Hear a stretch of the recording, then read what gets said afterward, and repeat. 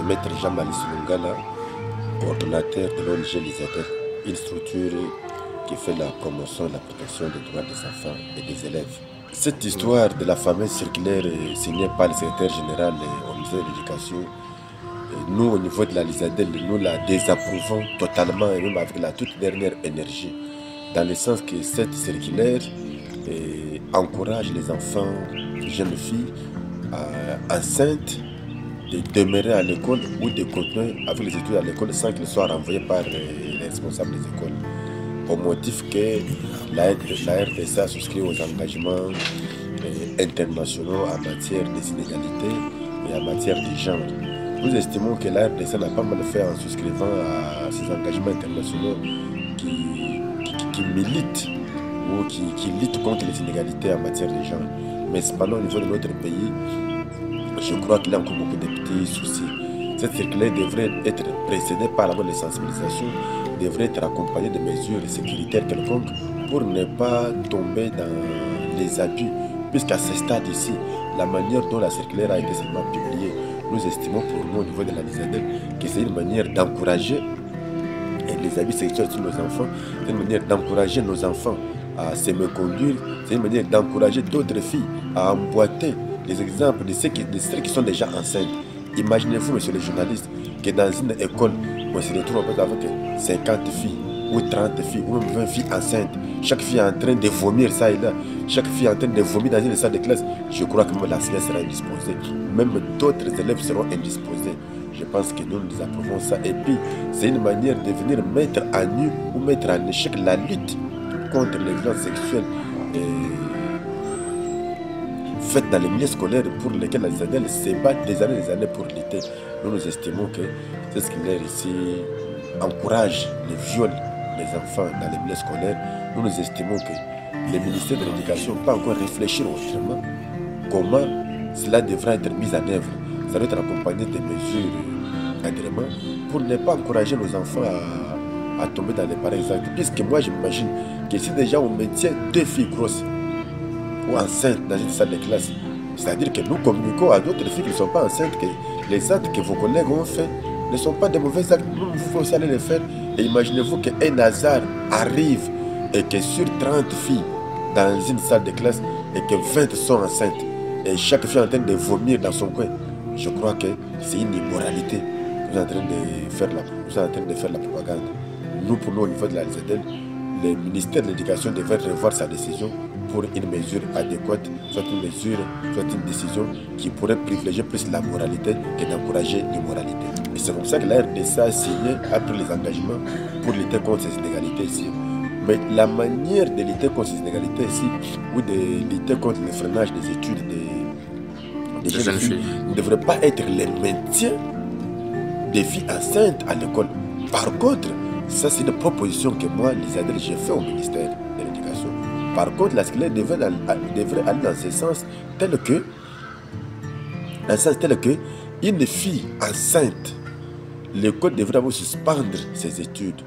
J'utilise bien le terme suspendre, sursoir à ses études pendant son état de grossesse.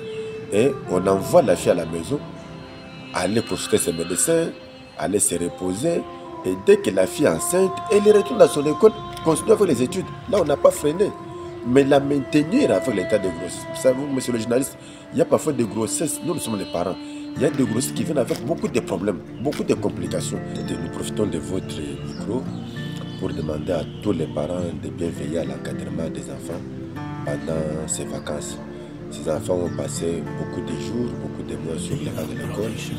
Et maintenant, c'est le temps quand pour eux de se déstresser un peu, doivent vivre un épanouissement heureux dans leur famille. Présentement, je sais que notre État ou le gouvernement provincial n'a pas créé des espaces où les enfants peuvent aller s'épanouir pendant ces vacances. Mais cependant, nous profitons pour demander aux parents qui encadrent au quotidien les enfants de mettre à disposition des enfants des différents jeux, des différentes vidéos ou films appropriés aux enfants, les différents documents, notamment les petits livres à dessin pour que les enfants puissent lire pendant ces vacances ici pour se déstresser un peu. Donc bref, les enfants doivent être sous l'encadrement de leurs parents pendant ces vacances ici, pour ne pas aller tomber dans les conditions qui peuvent venir à leur santé ou qui peuvent abuser sexuellement, notamment pour les enfants, jeunes filles. Et nous pensons pour nous que c'est un moment pour que les enfants encadrent les enfants et les parents encadrent les enfants pour ne pas les permettre de sortir en désordre, d'aller ça et là où les parents n'ont pas un contrôle sur eux. Les enfants ont aussi les devoirs, voire même les obligations. Les parents se sont donnés corps et âme pour leur encadrement scolaire, se sont donnés corps et âme pour l'achat des objets scolaires, le paiement des frais scolaires.